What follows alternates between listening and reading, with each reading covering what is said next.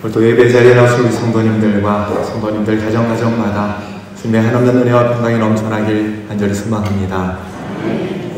여러분, 금 아신가요? 금을 모르시는 분은 없으시겠죠?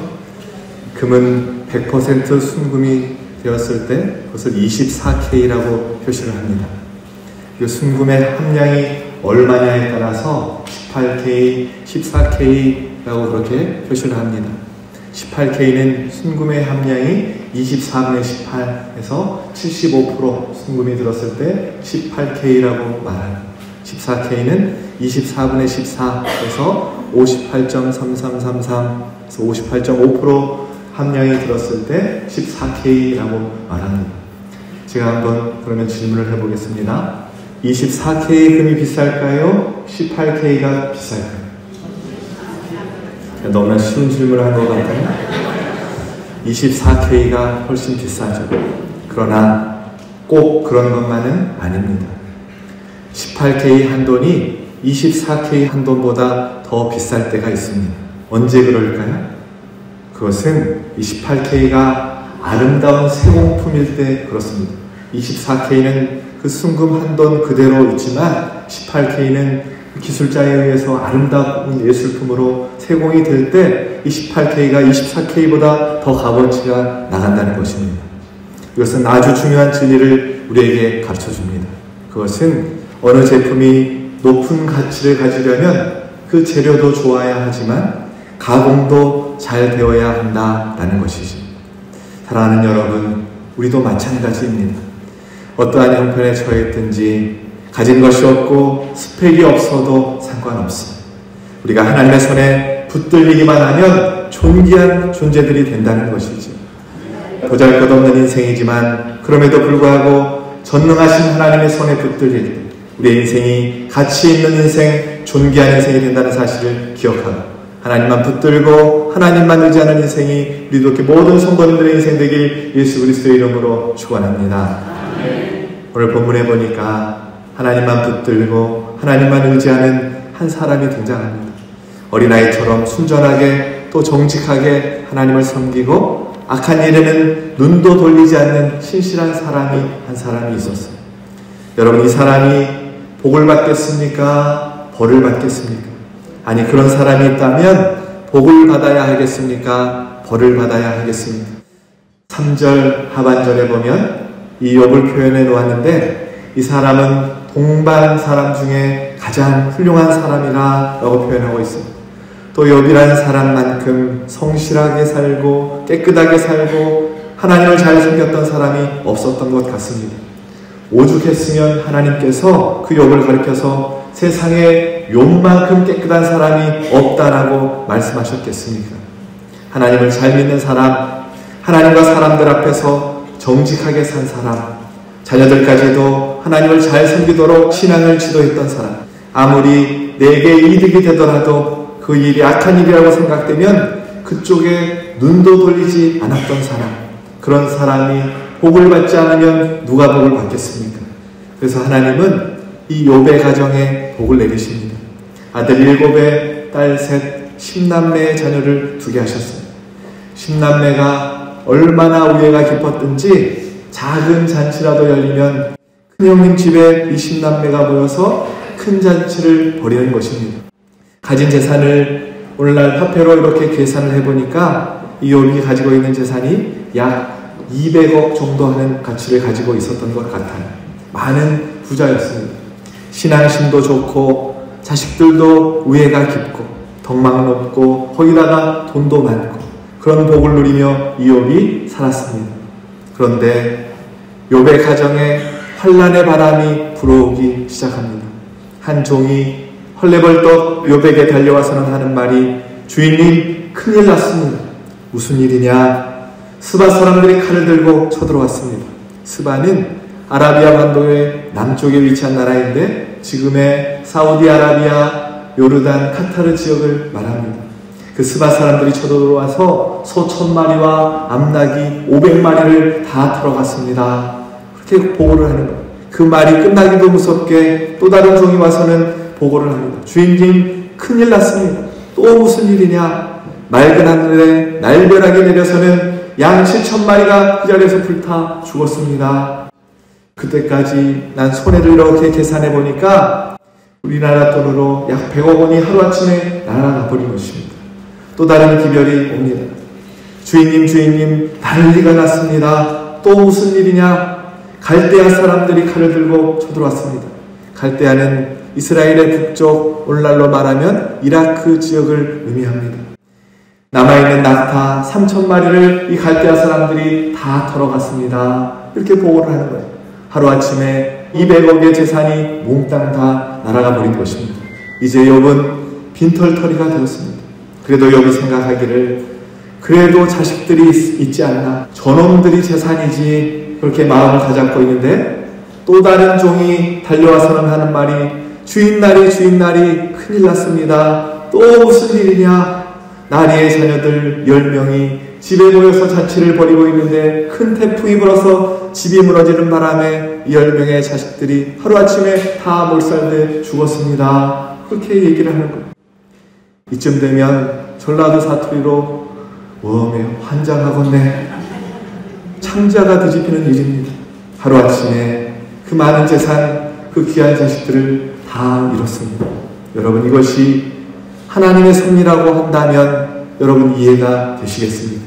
하나님을 잘 믿은 사람, 자식들을 신앙으로 잘 키운 사람, 그래서 하나님으로부터 복을 받아서 다복하고 유복하게 사는 사람, 그래도 거만하지 않고 악한 쪽을 향해서는 얼굴도 들지 않았던 사람, 하나님도 인정하신 깨끗한 신앙인 그런 사람이 하루아침에 쪽박을 쳤다면 그것이 하나님의 섭리라면 여러분 이해가 되시겠습니까?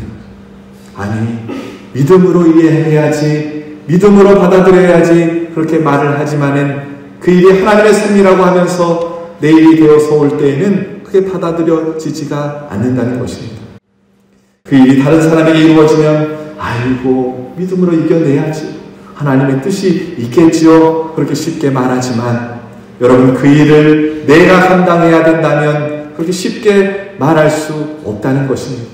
그래서 욥도 어느 정도 이해하고 고백합니다. 우리 21절 말씀 함께 봉독합시다. 이르되 내가 모태에서 알몸으로 나왔은즉 또한 알몸이 그리로 돌아가오지라. 주시니도 여호와시요 거두시니도 여호와시오니 여호와의 이름이 찬송을 받으실지니이다. 아멘.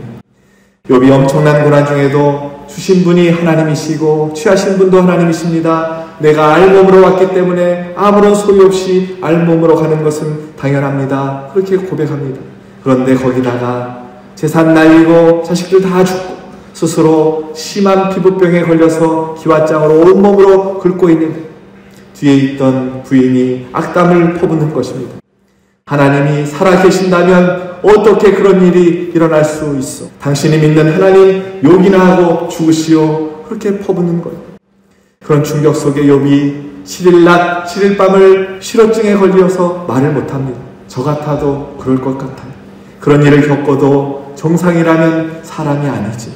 8일째 되던 날 욥이 입을 열어서 하는 말이 차라리 나지 않았으면 좋았을 것을 자신의 생일을 저주합니다. 얼마나 힘들고 얼마나 괴로웠으면 욥이 그런 말을 했겠습니까?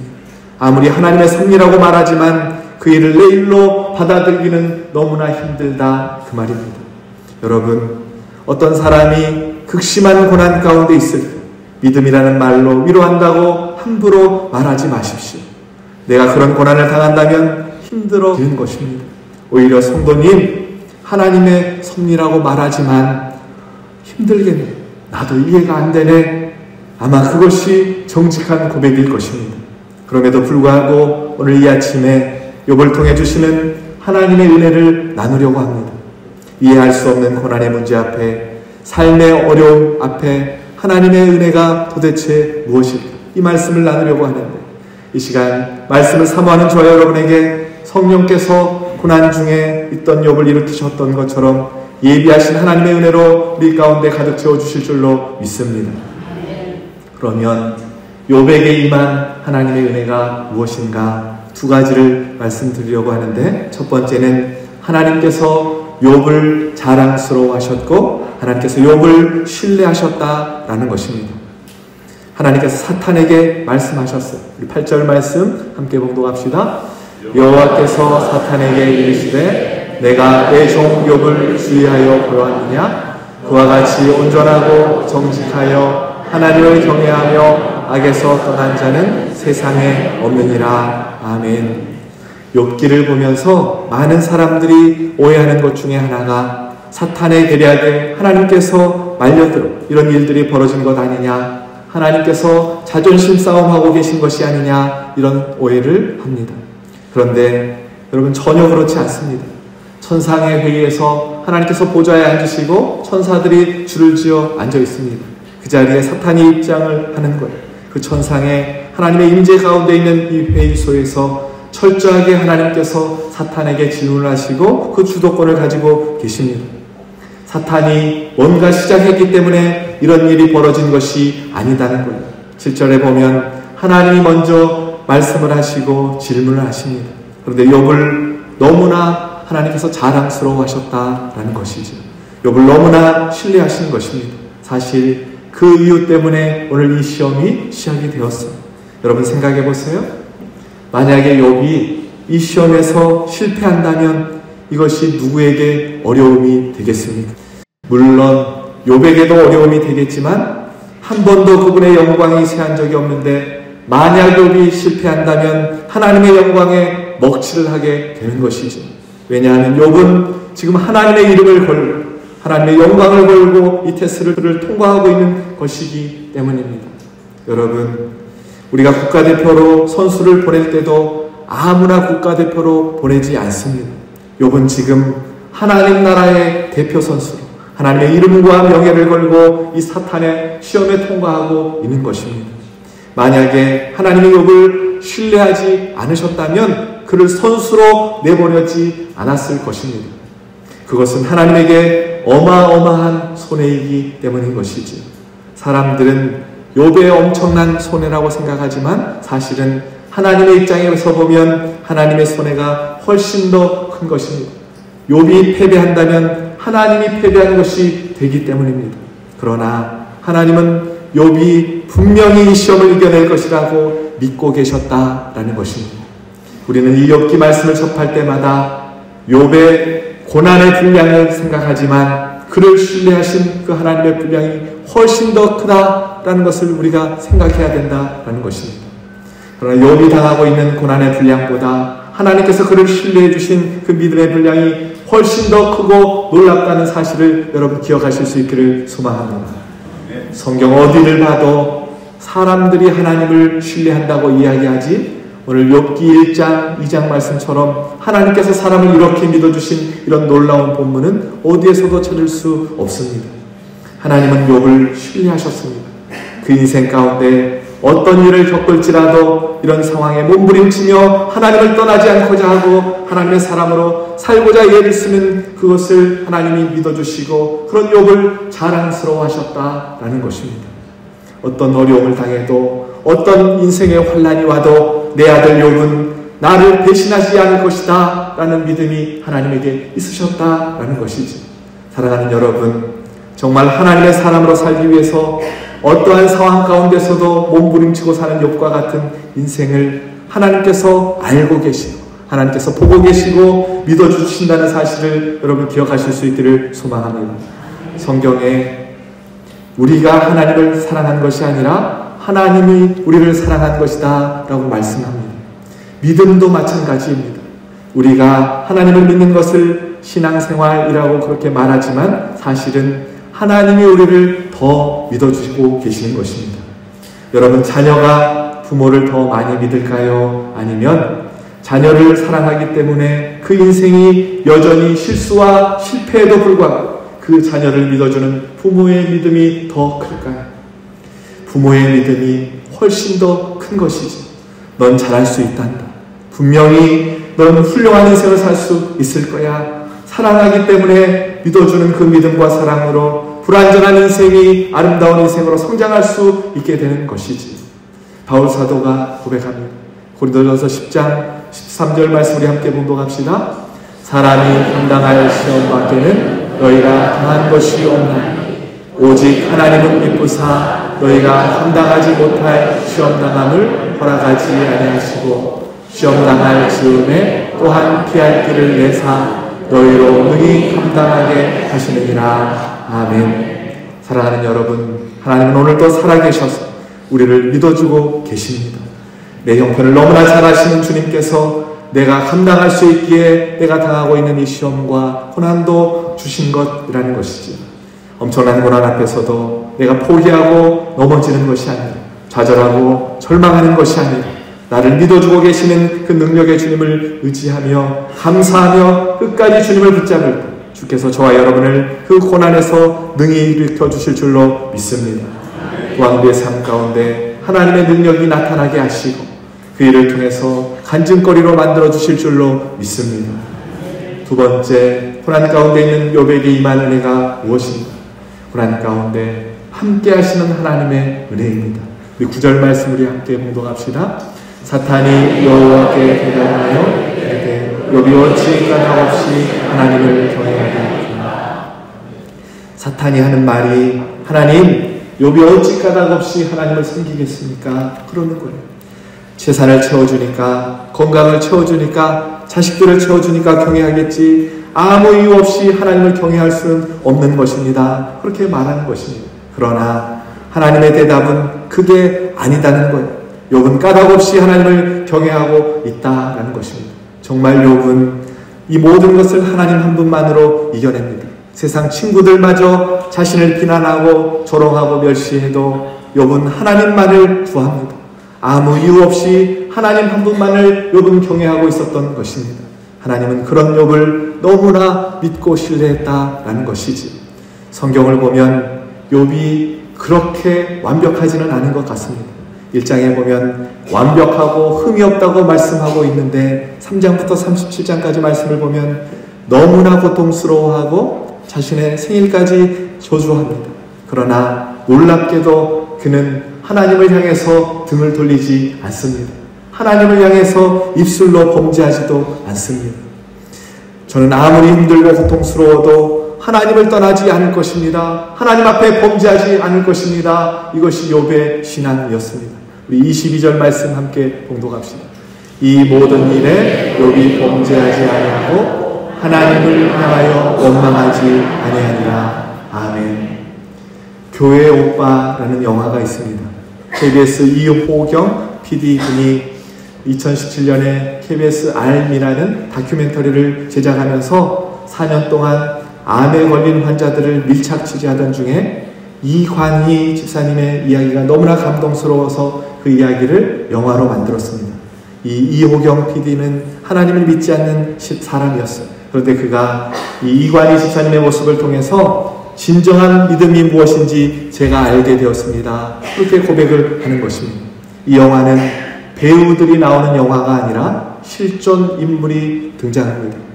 영화의 줄거리를 소개하면 오은주라는 이 사람에게 교회 오빠 이관희는 엄친아이면서 첫사랑이었습니다. 10년의 기다림 끝에 두 사람이 결혼을 했고, 그리고 달콤한 신혼을 보내며 예쁜 딸 소연을 낳습니다. 세상에서 제일 행복한 여자다라고 생각될 때 그때 고난이 찾아오기 시작했어요. 출산한 지 한 달 되던 날에 남편이 대장암 4기 판정을 받은 것입니다. 수술을 하고 항암 치료를 받는 도중에 또 비극적인 일이 일어나는데 시어머니가 병에 걸린 아들 때문에 목을 매서 자살을 한 것입니다. 이어 이 아내 오은주가 혈액암 4기 진단까지 받게 됩니다. 연속해서 몰아치는 역경 속에서 그들이 할 수 있는 일이라고는 오직 하나님께 매달려 기도하는 일밖에 없었습니다. 하나님의 은혜로 오은주의 아내의 암이 완치가 되었어요. 또 이관희의 암도 호전이 되는가 싶었습니다. 3년의 세월이 흐르면서 행복을 누리며 살고 있는데 남편 이관희의 암이 재발이 되어서는 다시 수술을 하고 항암 치료를 했지만 이제는 더 이상 손쓸 수 없습니다 라는 의사의 말에 제주도에 내려가서 가족들과 마지막 행복한 시간을 보냅니다. 그리고 40살이 되는 생일날에 가족들 앞에서 하나님의 부르심을 받는다는 내용의 영화입니다.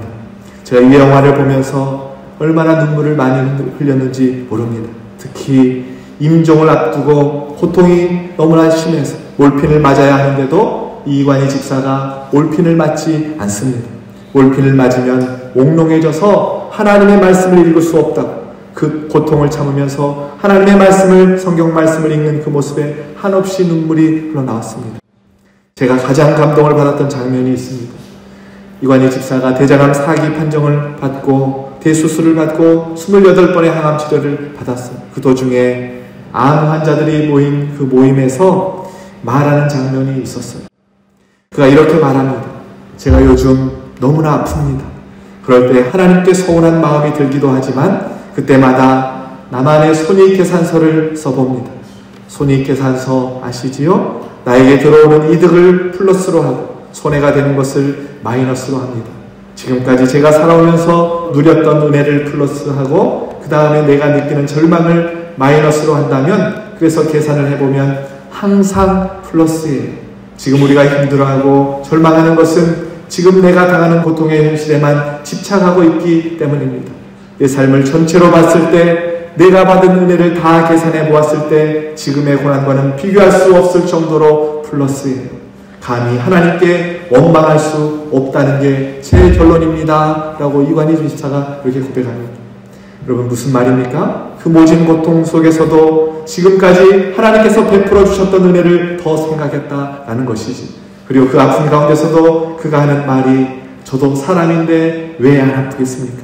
이제 나이 40인데 죽는다고 하면 어찌 속상하지 않겠습니까? 그러나 주신 은혜가 훨씬 더 큽니다. 온 가족이 다 죽을 수 있는데 아내를 살려주시고 딸 소연이도 주셨음에 감사하고 있습니다.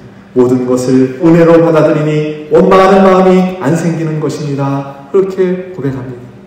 이관희 집사님은 왜 나에게 이런 고난을 주셨습니까? 하나님께 항의할 만도 한데 그는 주신 은혜를 생각하고 하나님 앞에 감사했다는 것입니다. 그가 숨을 거둘 때까지 하나님을 원망하는 원망의 말 한마디도 내뱉지를 않습니다.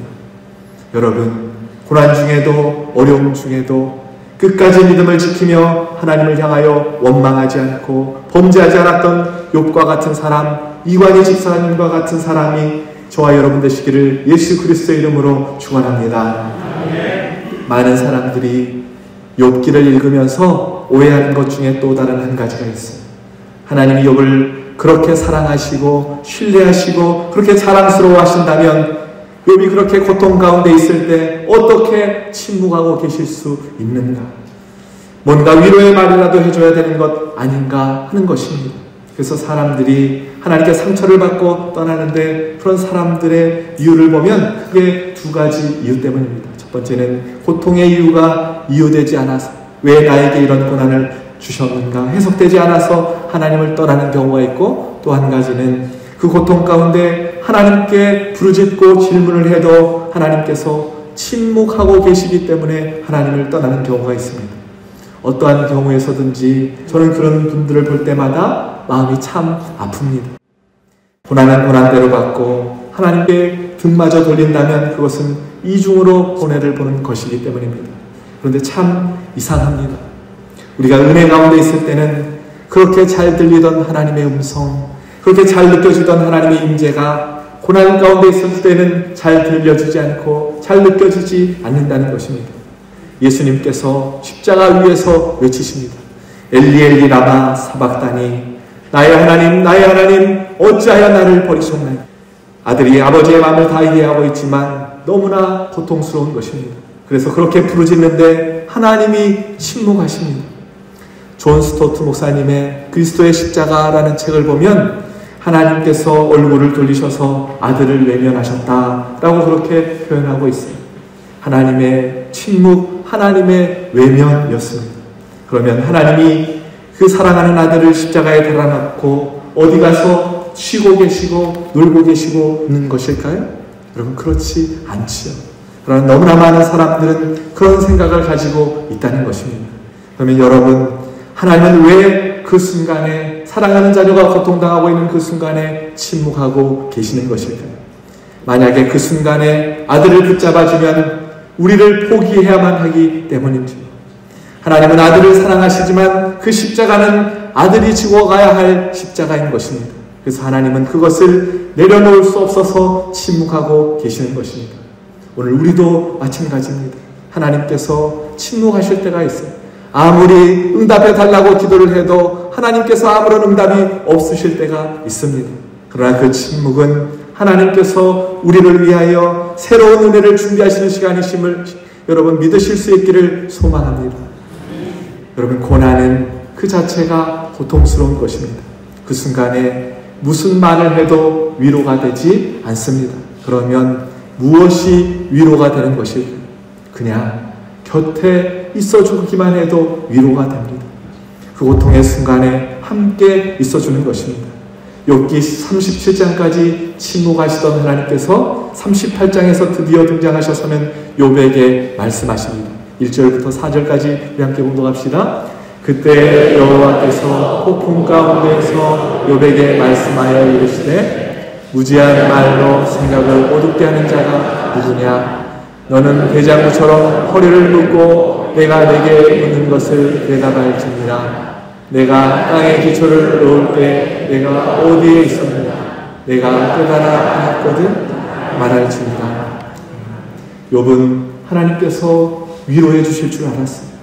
제가 왜 이 고난을 받아야 합니까? 이 질문에 하나님께서 답해 주실 줄 알았어요. 그러나 그 질문에는 한마디 답을 해주시지 않으십니다. 그냥 막 혼내시는 것입니다.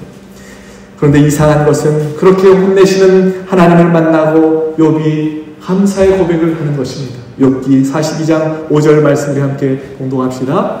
내가 주께 대하여 귀로 듣기만 하였사오나 이제는 눈으로 주를 배웠나이다. 아멘. 고난 중에도 함께 하신 하나님을 그가 발견하고 깨달았다고 그렇게 고백하고 있는 것입니다. 얼마 전에 성도님들과 천국에서 만나자요 라는 유튜브 동영상을 보았는데 그것이 너무나 감동이 돼서 한 번 더 소개하려고 합니다. 북한 사역을 감당하던 이상 목사님의 이야기였는데 이분이 1995년 미국에 있을 때 북한 인근에 살고 있는 한 형제에게 전화가 왔습니다. 내용은 북한 성도의 탈출을 도와달라는 것이었어요. 그래서 북한 성도들이 있다는 것으로 이상 목사님이 미국에서 그 중국 북한의 북쪽으로 날아갔어요. 4명의 노인들이 이상 목사님을 만나러 나왔는데 제일 나이가 많으신 분이 79세였답니다. 그 어르신께 이상 목사님이 물었더니 왜 나오시려고 그러세요? 북한 땅에서 왜 나오시려고 그러세요? 그렇게 물었더니 나 찬송 한번 마음 놓고 불러보고 싶어서 그렇게 대답을 하시더래요.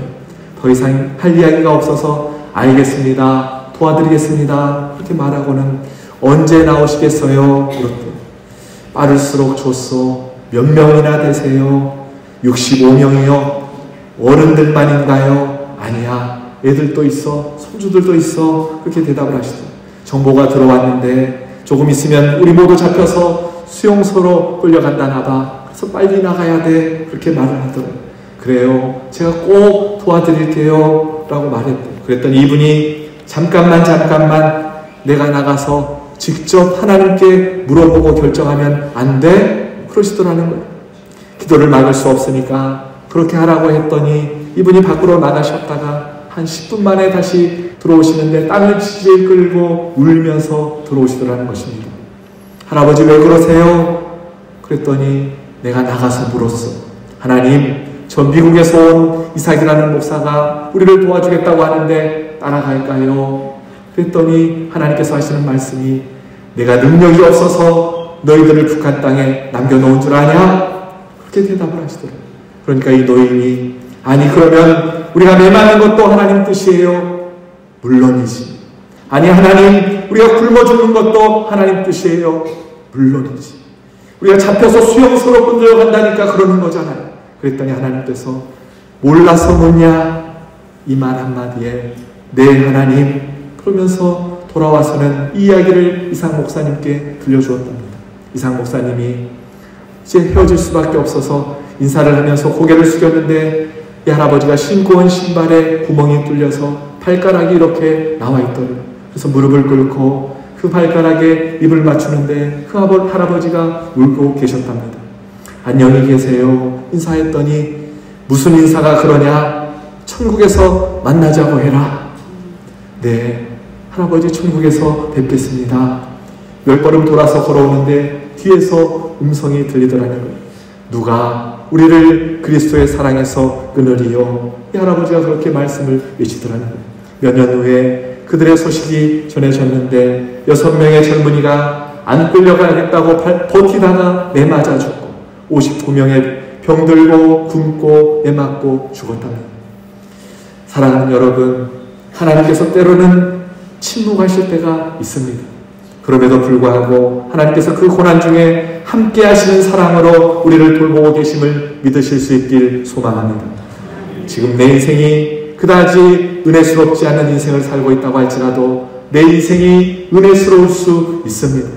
내가 원하는 기적이 일어나지 않아도, 내가 지금 떠안고 있는 이 질병이 치유되지 않아도, 사망의 음침한 골짜기를 걸어가고 있다고 할지라도 지금 여기 나와 함께 하신 하나님이 계신다면 내 인생은 은혜로울 수 있다는 것입니다. 왜냐하면 은혜로우신 하나님이 나와 함께 하시기 때문입니다. 시편 23편 4절 말씀을 함께 공독합시다.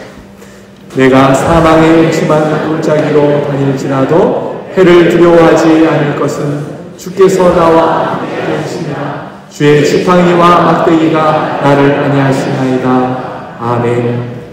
여러분, 다윗은 사망의 음침한 골짜기가 내 인생에 사라졌기 때문에, 내 원수가 없어졌기 때문에 내가 더 이상 두려워하지 않는 것이 아니라, 이래서 은혜구나, 그렇게 고백하는 것이 아니라 하나님이 이 순간에도 나와 함께 하시기 때문에, 나를 버리시지 않았기 때문에, 하나님이 나를 홀로 두시 않았기 때문에 그것이 은혜라고 고백하고 있는 것입니다. 오늘 욥의 신앙이 무엇입니까? 하나님, 여기가 고난의 골짜기라도, 여기가 고난의 터널이랄지라도, 여기가 죽음과 같은 시간일지라도 하나님이 나와 함께 계신다면 나는 두려워하지 않을 것입니다. 나는 낙심하지 않겠습니다. 이것이 욥의 고백인 것이지. 말씀을 정리하겠습니다. 고난 가운데 욥에게 임한 하나님의 은혜가 무엇입니까? 한번 따라하겠습니다. 하나님이 나를 믿고 계십니다. 하나님이 나를 믿고 계십니다. 하나님이 함께 계십니다. 하나님이 함께 계십니다. 이 두 가지 은혜가 욥에게 임했다라는 것이죠. 바라옵기는 고난 가운데, 어려움 가운데 있다고 할지라도 전능하신 하나님이 나와 함께 하심을 믿고 하나님과 동행하는 삶으로, 하나님을 의지하는 삶으로 모든 시험과 고난을 넉넉히 이기고 승리하는 우리 유독교 모든 성도님들 되시길 예수 그리스도의 이름으로 축원합니다.